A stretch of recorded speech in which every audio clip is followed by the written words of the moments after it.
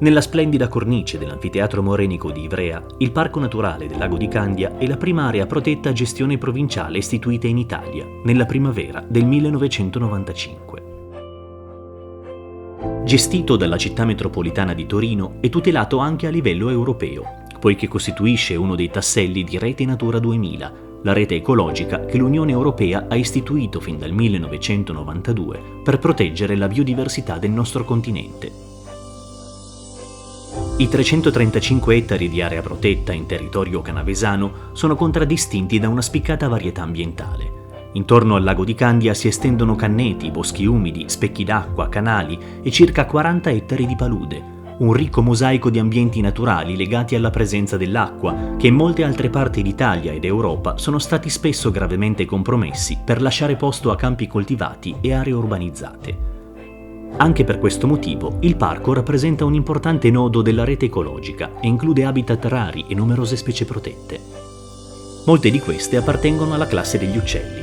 Nel parco se ne segnalano oltre 200 specie, stanziali o migratorie, un numero davvero sorprendente se si considera la ridotta superficie occupata.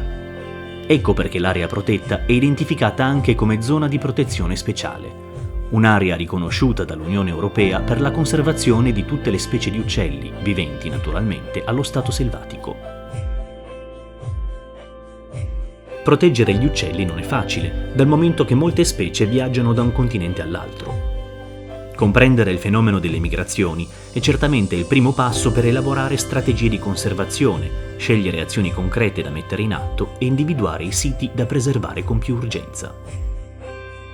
Il parco si impegna in questa direzione portando avanti la ricerca scientifica attraverso le sessioni di inanellamento, che hanno luogo periodicamente presso il centro visite.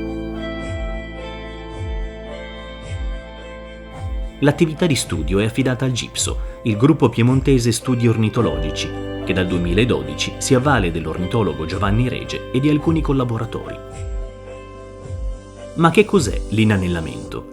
È un metodo di monitoraggio che lo zoologo danese Hans Christian Mortensen ideò alla fine del 1800 e che in sintesi prevede la cattura degli uccelli, l'applicazione a una zampa di un anello di riconoscimento, la registrazione di alcuni parametri biologici e l'immediato rilascio in natura.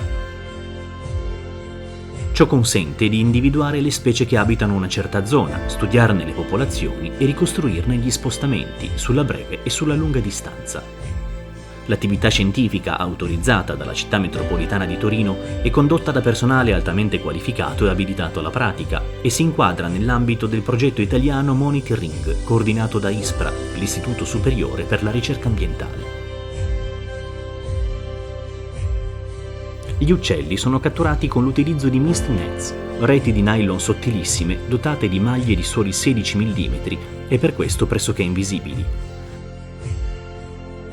Le reti sono montate prima del sorgere del sole sia nel bosco sia in palude, così da raccogliere informazioni su specie adattate ad ambienti differenti. A Candia si tendono nel complesso 18 reti, ciascuna delle quali è alta più di 2 metri e lunga 12, per un totale di 216 metri di lunghezza e circa 520 metri quadrati di superficie. Nelle 6 ore successive all'alba, gli studiosi pattugliano i siti di cattura ogni 60 minuti, verificando la presenza di uccelli rimasti intrappolati.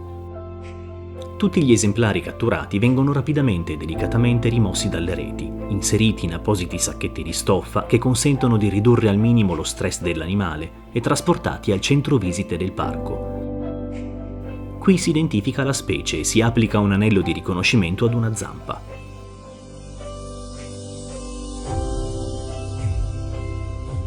Si stabilisce il sesso, l'età dell'animale, si valuta il suo stato di salute e si misura la lunghezza del tarso, dell'ala e della terza penna rimigante.